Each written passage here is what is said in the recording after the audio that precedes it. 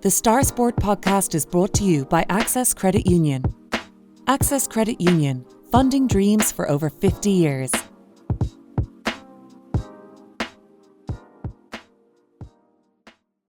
Close your eyes and pull like a dog.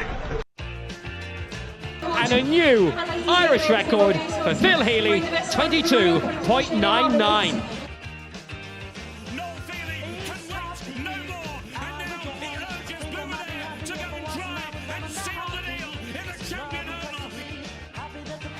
Christy Cooney hands over the Sam Maguire Cup to Graham Canty, Cork All-Ireland champions for the 7th time ever.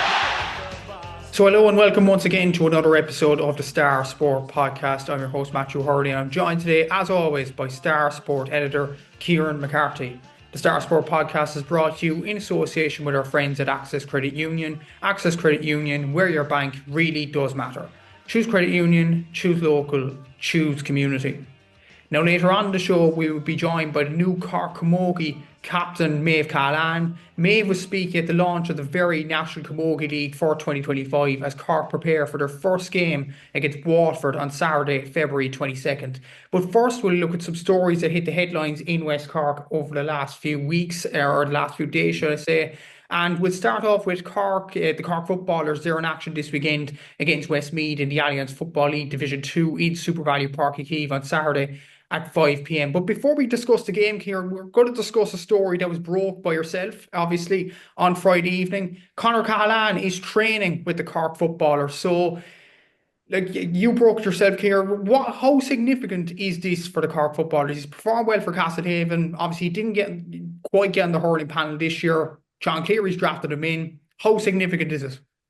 I think it's good news for the Cork footballers because we're used to seeing players going the other way, kind of from the footballers to the hurlers. Even earlier this year, Conor's younger brother Jack, who had been in with the footballers, has switched over to the Cork hurlers. So kind of guess something could be in the offing last week when Pat Ryan named his hurling squad. And I suppose Conor Cahalane was a kind of a notable omission in a sense because he has been there for the last couple of seasons, 4 or 5 seasons I think that Conor's been in with the Cork senior hurlers. So for John Cleary to bring him into the footballers just makes sense on so many levels.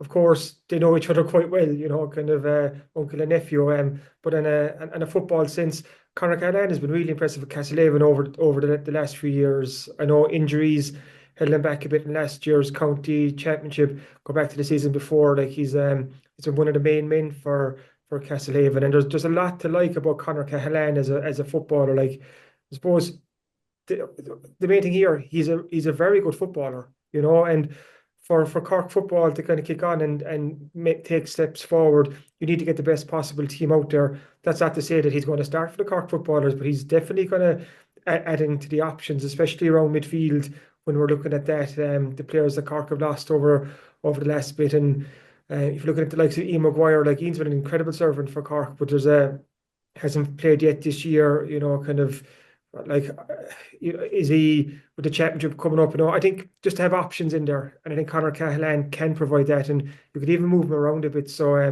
think you're kind of tantalised by the possibility too, Matthew, are you? I am, to be fair, and you look at the kickouts from a Castlehaven point of view, like you see with the new rules in the first 2 weeks or so, not just in Cork games, but every inter-county game, the long kickout has become even more important. And Conor's high fielding, like even if you don't look at the numbers, like if you look at it from plain sight in a match, Conor Cahalane is probably one of the best high fielders in the Cork Premier Senior Football Championship over the last few seasons. And you look at last season, like in the Dr. Crokes game, Castlehaven really struggled. Conor only came on for the last 5 minutes or so in Lewis Road that day. He played the full season in 2023. Castlehaven won 67% of their long kickouts against St. Bridget's to the All-Ireland semi-final. They won, I think, 75% against Nemo Rangers in the Cork County final last year, 78% against the Bars, 81% against Cracklow. So the figures do stack up to say that Conor Cahalane is an excellent midfielder and an excellent choice for the Cork footballers. It's kind of surprising that he hasn't been on the Cork team senior or underage or even junior level for the Cork footballers over the last few seasons. Maybe that's down to him playing hurling, but Like, I don't know, is it just me, Kieran, or do you think the same way as well? But you didn't realise that Conor was such a talented footballer up until the last few seasons when Castlehaven started to win things, when they started to win the two in a row in the Cork Championship. So it is a massive boost for Cork football, and especially in the midfield area. You only have Sean Walsh from Mitchelstown, who's doing well enough, to be fair to him, and Colm O'Callaghan there. Paul Walsh plays around wing forward, could slot in the midfield as well. You mentioned Ian Maguire's injured, Killian O'Hanlon retired in the off season as well. So it's crucial just for numbers wise as well as quality, that Conor is coming in. I think so. Like you kind of hit the nail on the head there. Like it's kind of boosting Cork in terms of that really important area. But he has emerged as a really good footballer. Like he's been one of the top footballers in the Premier Senior Football Championship over the last couple of seasons, and that has to be an important barometer almost to judge him off. Okay, we've never seen him at intercounty level. We'll probably get to see him over the next few weeks now in the National League, and so he probably feels that he's it's an opportunity that's come late in one sense. Like he's 27, so we're probably getting Conor Cahalane in his prime as well. Like he's a man with a point to prove. He'll want to show he's good enough to be on the Cork football team. And I see kind of some people are kind of even suggesting, you're parachuting a fella in at this stage of the season, kind of there's been fellas training there over the winter.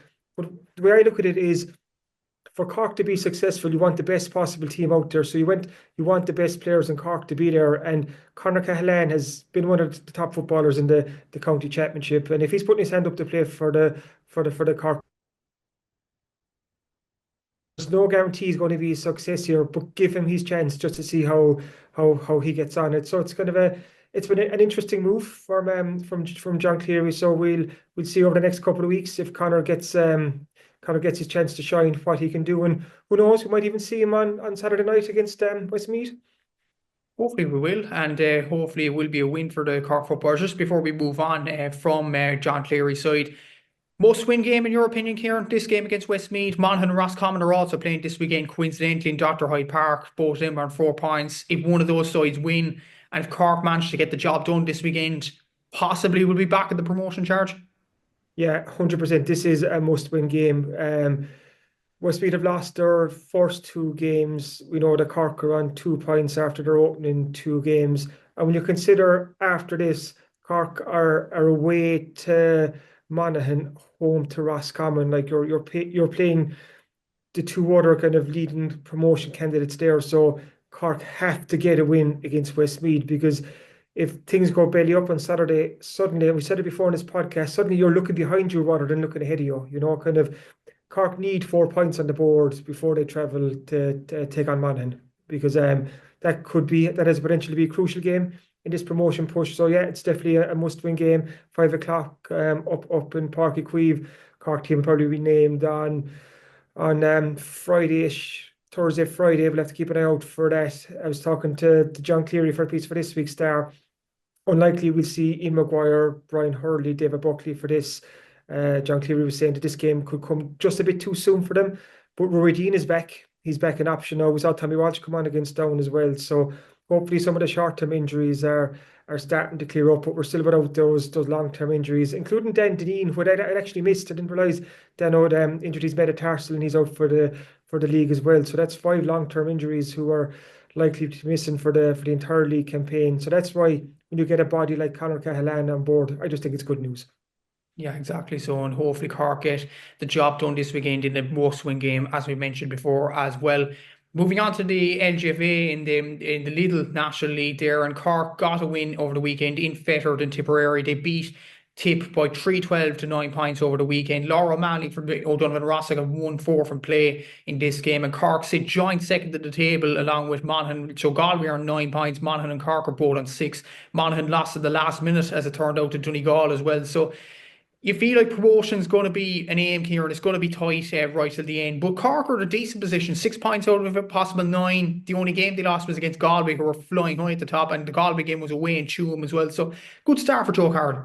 I think so, yeah. Like you said, that Galway game, was the context there, is that Galway were beating All-Ireland finalists last year and probably the best team in Division 2 this year. So it probably wasn't a surprise that Cork lost to them, but that was a disappointing game from a Cork point of view as well, because they pushed Galway really hard up in Tuam. So coming into the game against Tipperary, another away game, Cork needed a win and they dug it out in the second half. There was a more impressive second half performance than first. Like you said, Laura Mahoney, one of her best games in a Cork jersey. So to get the win was very important, especially because the next game, like with the footballers, it's away to Monaghan. So it's the not this weekend, it's the weekend after. The Cork ladies will travel up to Monaghan. And also at some stage later in the league, there's an away trip to Donegal as well. So there's a lot of long trips for the ladies footballers this year. So they need to pick up points when they can. But 6 points after 2 games, it's a good place to be, and it leaves them on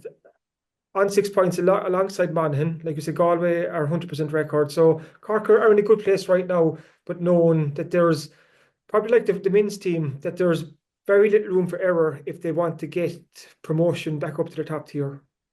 Exactly. So, and hopefully the Cork ladies do get the job done, but it is a good campaign so far for Joe Carroll's side in Joe Carroll's first season in charge. Look at the club scene. There was under 21 Carbery games over the weekend as well. In the A grade, there was 4 quarterfinals, some interesting games in this one. So Bantry Blues, the defending champions, beat Carbery Rangers on a scoreline of 2-9 to 111, or 11 points I think it was. Castlehaven beat Donnies on a scoreline of 3-9 to 113. Ibane Gaels, which is an amalgamation of Arcadine Rangers and Barry Road, beat Clonakilty 5-12 to 7 points. And O'Donovan Rossa beat Newcestown 1-9 to 1-8. So the semi-finals this weekend are Bantry Blues against Castlehaven and Ibane Gaels against O'Donovan Rossa. Some interesting games, Kieran, and interesting games coming up, obviously. And then in the B and C grades, I think there was 33 goals scored across all games on the Saturday in those quarterfinals in B and C. So an interesting weekend of under 21 Carbery action. What do you make of it all? Yeah, good to see the local GA scene get up and running the weekend. The under 21A is always quite interesting. So Bantry Blues as defending champions, they got 2 goals in a minute in the second half there against Ross, and that was the kind of deciding factor there. So what we're going to see, and looking here this weekend, we have Bantry Blues and Castlehaven in one semi-final. That's on Sunday in Agreville at 2:30. Then also on Sunday, Ibane Gaels against O'Donovan Rossa, and that's in Dunmanway at 4 p.m. And that was a great win for O'Donovan Rossa against Newcestown, because we know Newcestown are they're doughty, they're experienced campaigners, and O'Donovan Rossa had won the Carbery Under-21B football title last year. So to come up their first year back in the A grade and beat Newcestown in a tight game, that augurs well. They could find it tough against Ibane Gaels. You were at that game the weekend just gone, Matthew. Ibane Gaels were far too strong for Clonakilty. I think Luke Murphy, he got a hat trick, didn't he? 3-4, 3-5. Were they as impressive as the scoreline suggests? They were, to be honest. Like in the first half, they were just way above Clonakilty. And to be honest, at half time the score was 4-6 to a point, and Clon only got their first score at the 26th minute. And it wasn't as if there was a large wind in Ballinascarty. Yeah, it was cold, but it wasn't windy at all. So Ibane to rack up that score in the first half with a slight wind to their advantage. That was excellent shooting, to be fair. And one actually nugget of information with the new rules. Clon were penalised for having breaching the 3-up 3-back rule, and Ibane brought it up to the 20-metre line. And what Luke Murphy did, he didn't put it over the bar, he didn't take it outside the arc, he actually just shot it right into the bottom corner of the net. So maybe more club sides will do that in the next few weeks. But as you said there, Luke was absolutely incredible in this game. 3-5, I think, was 2-4 from play as well, or 2-1 from play, should I say. It was a brilliant display from him. Jonah Flynn coming on and getting 1-1 as well. And yeah, Ibane were very impressive. Clon just kind of looked flat in this one, but it just shows you the quality in Arcadine Rangers and Barry Road, despite 2 of them being junior A clubs. They amalgamated together, I think it was around 10 years ago, and at the start it didn't look too good, but now it's looking really good at the moment. Like, I think they've won multiple underage championships down the years. They're now competing in the under-21 against sides like O'Donovan Rossa, Bantry, Castlehaven, former county premier senior champions as well. So like it's brilliant for Ibane Gaels, and I thought it was very comfortable in this game against Clonakilty. But out of the 4 sides left, who do you see winning it? Bantry would be tough bet, obviously. Castlehaven have some good players, obviously. They've experience on the senior side, including Micheál Maguire, who provided a brilliant role in the game against Donnies as well. He was brilliant for the senior side for Castlehaven this year as well. So an interesting one to predict. Who do you think will win out of them 4 sides? Oh, that's a tough one. Like you said, Bantry Blues and Castlehaven is the makings of a really tight game on on Sunday. Michael Maguire got that late goal to beat the Dawnies. That's almost a game of two halves. Haven went, I think they were 9 points up, 1 point in the first half, but Dawnies came back to actually lead late on before Maguire struck for that late goal. Obviously, the wind was a big factor in that game. So I think that the Bantry Haven game could be really interesting. I really could. Whoever comes out of that, I think, will be favourites for the final. You're looking at Bantry Blues, like the likes of Dara Sheehy, Mark O'Sullivan. Like there's some really good players there. And Dara was in top form. Like he got our star man from their win against Ross Carbery. So I think that's going to be very, very interesting one. Ibane Gaels, like they've pedigree in this competition over the last number of years. It's a competition that they've won as well. So they'll be favourites to beat O'Donovan Rossa. Given O'Donovan Rossa are just up to this grade. So I'm gonna hold court until after this weekend's result. I'm going to take the easy way out just to see who's in the final. But I think that Bantry Haven game could be a really tight game because, like you said, there's a couple of the Haven seniors in with Haven as well. So on paper, they have a very good team. So we just have to see how it plays out this weekend. Wise decision, as always, from the Star Sport editor there, just holding the prediction up until when we preview the final. Obviously, the semi-finals will be happening this weekend and then the final the week after. We'll talk about it more on next week's podcast. From a quarter-final review to a quarter-final preview, we move on to the Beamish Cup quarter-finals in soccer, and there are 4 quarter-finals to look forward to in West Cork's primary soccer cup competition. At 11 a.m. on Sunday morning, you have Clonakilty Soccer Club, the defending champions, coming up against Toker Celtic. And also at 11 a.m. on Sunday morning, you have Baltimore against Bunratty United. And then at 2 p.m. on Sunday, you have Ardfield, the surprise packets in this competition, up against Spartak Musgrove. And then at 2 p.m. on Sunday as well, you have last year's finalists, Drina Rangers, up against Skibbereen at 2 p.m. as well. 4 interesting quarterfinals there, Kieran. What are your thoughts on these?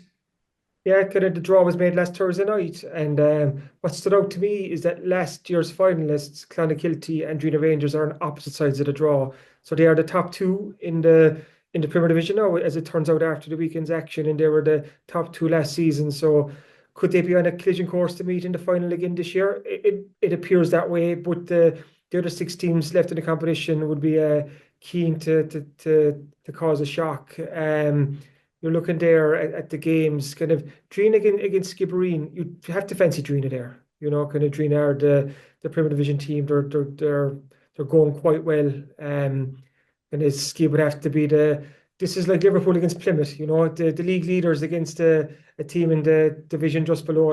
Plymouth proved what's possible, but I think Drina will be forewarned. The Bunratty Baltimore game is an interesting one, I think. Kind of there's not much between them in terms of league positions. Baltimore along with Lyre, top of the championship, while Bunratty are fighting for their lives in the Premier. So that one could be a close game. And so they're looking at the last round where Bunratty actually beat Lyre 2-1. So that's almost an indication of there's not too much between let's say the bottom teams in the Premier and the top teams in the championship, in terms of quality. So that could be a really close game. Spartak Musgrove and Ardfield, I know you were chatting with a piece in Thursday Star. You were chatting to Ardfield. What a story so far. Kind of the giant killers of the Beamish Cup took out the Medway Town, the Serial Cup winners in the first round. Took out another Premier Division town team, and Bear United in the last round, winning 5-3. And I think that man Paul Hodden, he just can't stop scoring goals, Matthew, can he? You can't, no. And actually, their manager was very, very. What he was saying was very, very interesting. Actually, he compared Ardfield's run to Wigan Athletic a few years ago against Manchester City, and coincidentally, both sides were last in the Premier Wigan were last in the Premier League in 2012, 2013. Ardfield were last in the Premier Division in West Cork in 2012, 2013.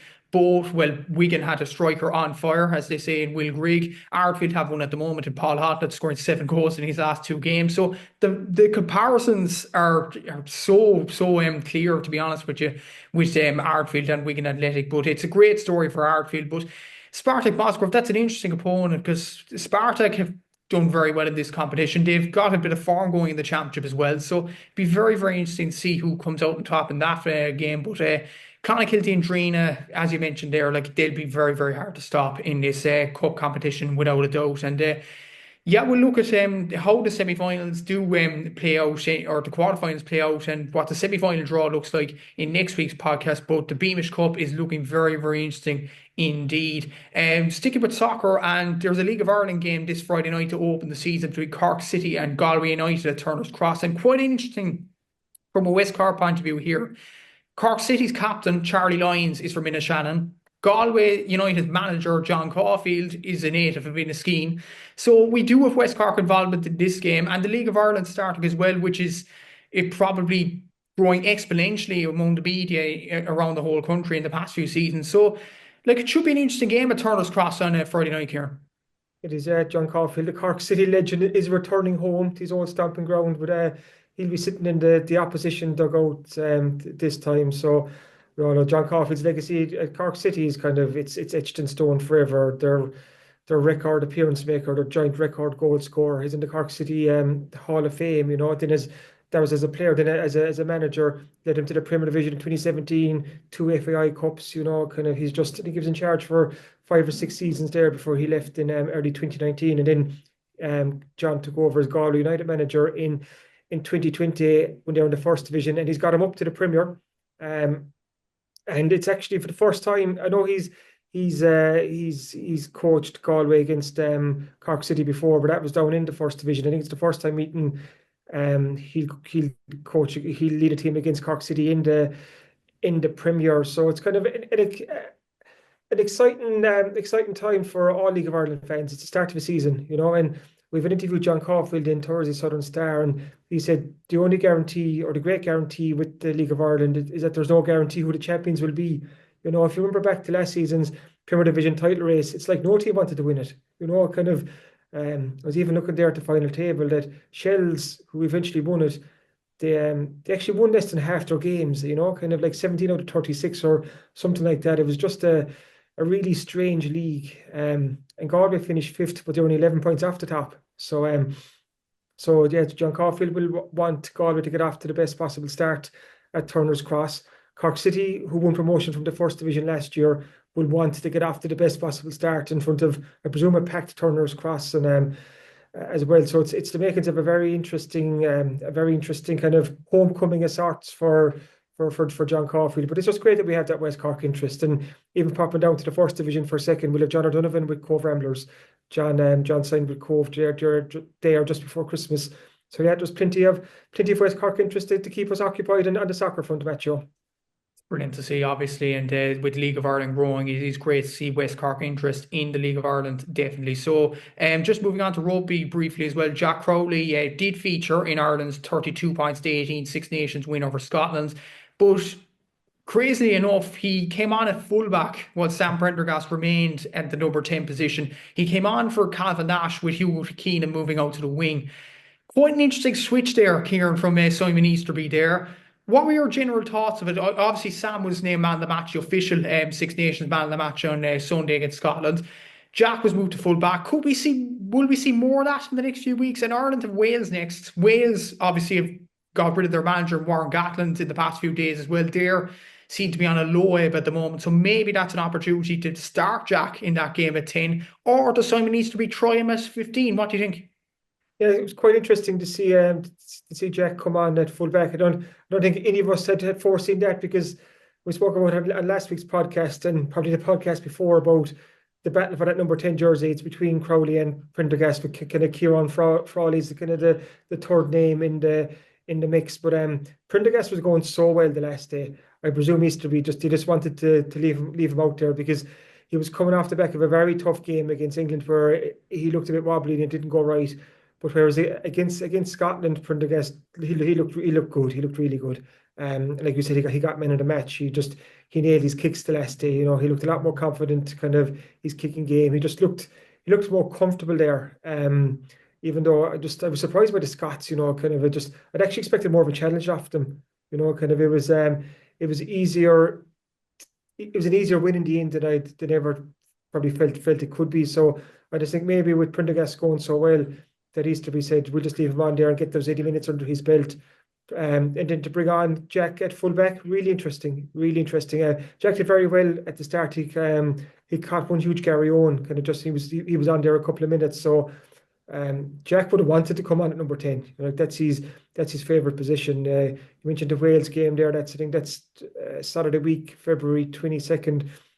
We just have to see what Easterby does in terms of number 10. Will he start Prendergast for a third game in a row, or will he give Crowley his chance? Kind of at this stage now, it does look like Prendergast is the first choice number 10. Of course there's a battle there. I did think that Crowley might get the nod for the start against Scotland, given he'd been so good against England, but didn't work out like that. So it's going to be, we'll be back in this podcast next week trying to figure out what Easterby is going to do. But Prendergast is the man winning that race at the moment for that Ireland number 10 jersey. Again, we've said it in previous podcasts down through the weeks. It is going to be interesting to see how this number 10 debate rolls on for the remaining bit of the Six Nations. We'll take a quick break now, and after the break, we'll be speaking to the new Cork Camogie captain, Méabh Cahalane. The Star Sport podcast is brought to you by Access Credit Union. Access Credit Union, funding dreams for over 50 years.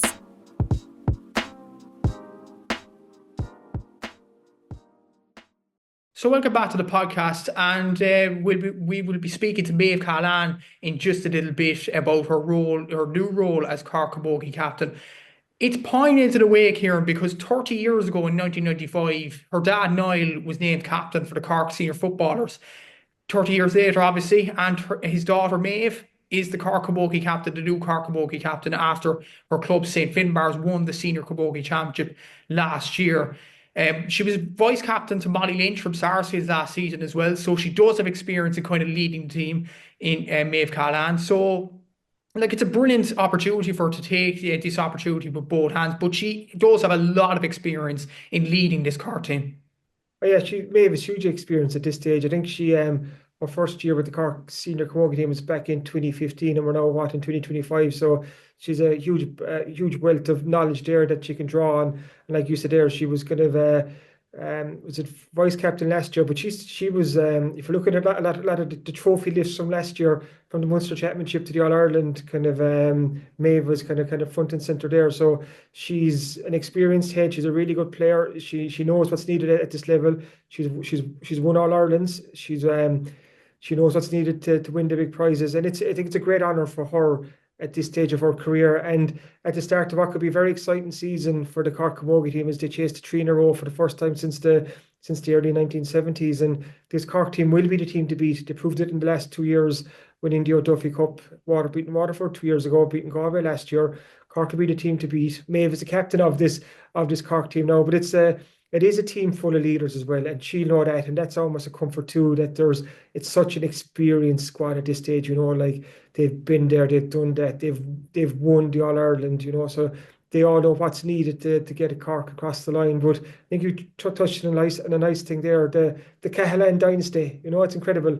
Niall was captain of the Cork senior footballers back in '95, and they won the Munster title. He captained the Haven seniors to county success as well. It's an incredible incredible GA family, sorry. We spent 5 minutes at the start of the podcast talking about Conor Cahalane, now we're finishing the podcast talking about Méabh Cahalane, kind of just for Niall Cahalane and his wife Eilish, kind of that they've 6 kids, 6 children at senior and to county level. That's just phenomenal. You've Damien and Jack in with the Cork hurlers, Conor with the Cork footballers, Méabh, Orla and Grania in with the Cork senior camogie team. You've Kate on the way up as well. It's just, what an incredible family, So no, it's huge honour for Méabh. And how do you find when you're chatting to her? Is she excited about the season ahead? Oh, she definitely is, especially about being captain of this team as well, and the new players coming in. She mentioned about the Ashburn Cup that finished recently as well, about UL and UCC. A few players from UCC there putting their hands up for selection as well, and she's just privileged to be in this kind of situation. And I did ask her about her what advice she got from Niall in becoming captain, and you have to wait until you see the interview to find that out. But yeah, Cork do start their Very National Camogie League against Waterford on Saturday, the 22nd of February at home. So it should be a start of an exciting season, as Kieran mentioned, for the Cork Camogie team there. Without further ado, let's hear from Méabh now. So delighted to be joined on the Star Sport podcast today by the new Cork Camogie captain, Méabh Cahalane, in the build-up to the Very Camogie Leagues, which start in just a few days' time. I suppose, first of all, Méabh, how you've been over the last few days? Obviously, you're the captain of the Cork Camogie team. How does that feel? Yeah, it's a huge honour to be, announced as Cork Camogie captain. Coming in off the back of winning the club championship, so a huge honour to represent my club, my family, and really looking forward to the challenge ahead. How did you find out about being named captain for 2025? I think it was my club that notified me, before Christmas. So I think that was where I first found it out. And you've achieved so much already in the game of camogie, obviously winning multiple All-Irelands, being going up the Hogan stand steps last year with Maeve Lynch to collect the trophy, obviously last year after winning the All-Irelands. How much of an honour is this to captain the team outright? Look, I suppose it's a huge honour because, it's something you dream of, when you're a little girl training camogie under 7, under 8, and to be named as Cork captain, it's a huge honour and something that you'd have worked really hard for. But I suppose there's such a special group there at the moment that, there's so many leaders on the panel, so it could be any one of them, and I'm sure every night at training, someone else stands up, and there's always people speaking and offering advice. So it's a huge honour, and it's just great to be among those experienced girls there now as well.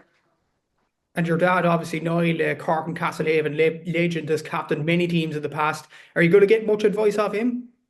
Um, yeah, he offers the odd bit of advice, all right. So whether I take it now or not sometimes is another story. But yeah, no, he always would, encourage to just go out and try your best and work hard and, try and be as good of a player you can every day. So you obviously take that advice on board. He's been there and done that. So it's obviously good advice to have. Obviously, your dad being a legend, your brothers being in the Cork hurling panels and football panels in the past as well. You have Orla and Grania in the camogie panel with you. What's it like to be in a family that's steeped in GA history? Yeah, I suppose it's really special.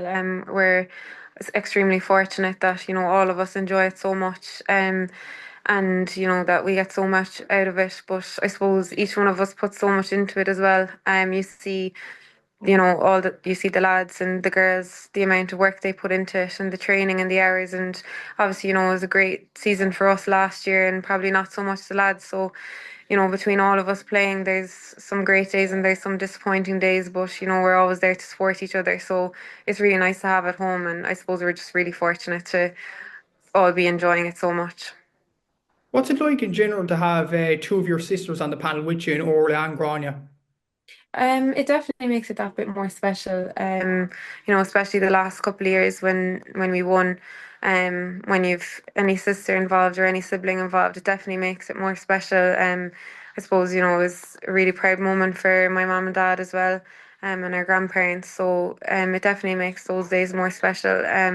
Unfortunately, my sister Grania, she came in on the Cork Camogie panel last year, and she was going really well, and she just happened to get a horrific injury a week before the final. So, obviously then you have aspects like that can be tough when you see your sister or your sibling go through that. So, she's back doing her rehab at the moment, working really hard. And I suppose when you see someone work that hard, doing things like that, it probably makes you go out and feel like you're that bit more fortunate to actually getting the opportunity to go out training. So it definitely is special to have, sisters and siblings involved, and it makes, winning that bit more special. And the Camogie inter-county season starts in just a few days' time. Cork are up against Waterford on the first day of the Very Camogie League. What are preparations like before the league campaign kicks off? We've got a good bank of training in the last couple of weeks. We've trained really hard. We've the Ashburn girls back with us now this week. A lot of them will be disappointed and gunning to go for the league as well, and a lot of them probably have a point to prove going in. Putting the rest of us under pressure for a position. So, it's healthy competition in our panel at the moment, and I suppose it's whoever's showing is going to get picked. The training games some days are like championship games, and that's just the way this panel is at the moment. So, we're really lucky, and if we can have everyone fit and free of injury, it's going to be hugely competitive, and we're all really looking forward to the league. Like you mentioned, the Ashbourne panel there, UCC got to the final, were very close against UL. Does that kind of help the panel in a way that new players would step up from that UCC team and maybe provide a bit of competition for the Cork panel in the first team? Definitely, and like even for the likes of Maeve Murphy and Aoife Healy, who were starting with us this year, the Ashbourne, you can really see them. The Ashbourne games stand to them in training at the moment. You can really see that the college girls, are going really well at the moment. Clodagh Finn, she had an unbelievable campaign with the Ashbourne, so she'll be pushing for a place. But it's really good because I suppose every night you go out in training, then you're marking the likes of Clodagh, you're marking the likes of Maeve Murphy, Fahili. So it is really good for the other players to get up to speed then to that as well. And like Cork haven't won a league title in Camogie since 2013. Is that kind of an aim for the team to go and break that duck? Definitely, and I think a league medal is it's a really good medal to have. It's not a medal that a lot of people in our group would have. So I suppose we're looking at it, taking it game by game. It's as good a preparation for championship as you can get. It's 5 really tough games. You'll have a couple of home games, and then you'll have really tough away games. So the first game for us is against Waterford Below in Cork. We played them away last year. A really tough game above in WIT, and I think we only won that day by a point. So we'll be expecting nothing different this year. Ourselves and Waterford know each other really well at this stage. So it'll be interesting to see what they've done with their panel as well this year. If they've a few new faces, if they've changed the style of play, things like that. So you kind of try to figure that out as the league goes on. But I'm sure we'll be meeting each other as the year goes on as well. So it's just good, I suppose, to get those types of games at this time of the year. And a good first year for Ger Manley to manage the team with winning the All-Ireland straight off the bat. Like, how much of an influence has he had on the panel overall?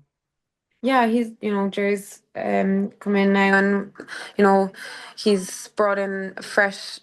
There's fresh new faces in the management team again this year. So it's probably good, for the girls who are trying to prove a point to try and get into the team. Ger did really well last year. It wasn't going to be easy winning back-to-back All-Ireland medals, and he did so, and he's really focusing in on the league this year as well. So no, he's hugely competitive. He encourages us, to come to every training session and give it our all, and yeah, it's gone well for him so far. So hopefully this year will be no different. Just a final question. I know the championship is a while away. The league comes first, but like a potential of winning 3 in a row for this Cork group, is that an exciting prospect for the panel moving forward? Definitely, it's a huge opportunity, I suppose. Having got over the line the last 2 years, but I suppose we can't stay at the level that we've been at the last 2 years. Galway really put it up to us in the final last year, and it probably was our bench who came on and made the difference in the end.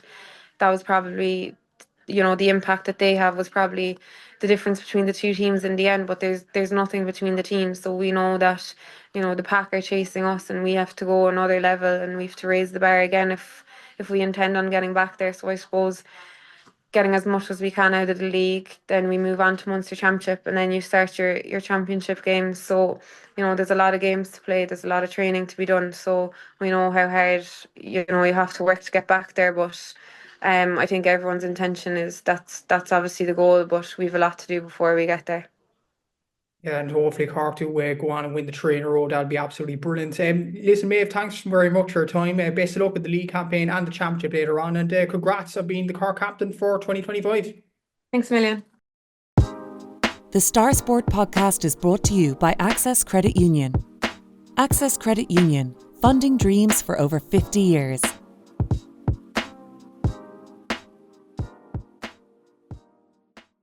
So it is that time of the week again where we look at what's in this Thursday Southern Star. So what should our readers expect this week here? This is like a broken record, Matthew. It is packed and it is stacked. So we've absolutely loads in there. We've 3 pages on the Carbery Under-21 Football Championships. That's across A, B, and C. So the only place where you can read about the exploits of the top young footballers in Carbery. Also, Matthew, you were talking to Donovan Rossa football boss Gene Horan about their season ahead, and he's kind of an update on what their team looks like, team news for the year ahead, and it looks like O'Donovan Rossa will be planning without one of their key men for the year ahead. So you'd have to check out Thursday's Southern Star for that. We also have an interview with John Cleary where he emphasises that Cork need to make home advantage count. We know that Westmeath are coming to the east side on Saturday in Division 2, and it's a game that Cork have to win, and we get John Cleary's thoughts on that. We've 3 pages of soccer this week, so interview with John Caulfield, also previews of the 4 Beamish Cup quarter-finals. Matthew's spoken to Artfield about their cup run. We also have a match report from Spartak Musgrove's win against Skibbereen in the championship. That's pushed him up the table. So again, the Southern Star, the only place where you can keep on top of West Cork soccer.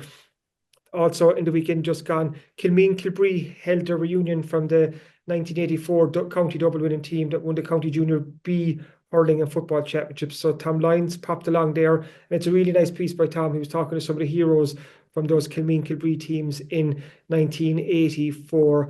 On top of that, we have the Mid-Cork GA Championship draws, news of the Cork ladies beating Tipperary, and also we catch up with Kilmac-Simon Rowing Club, who were named Rowing Ireland's Club of the Year very recently, and that was a huge honour for the club. So yeah, we've that and a lot more. It's another packed Southern Star sport.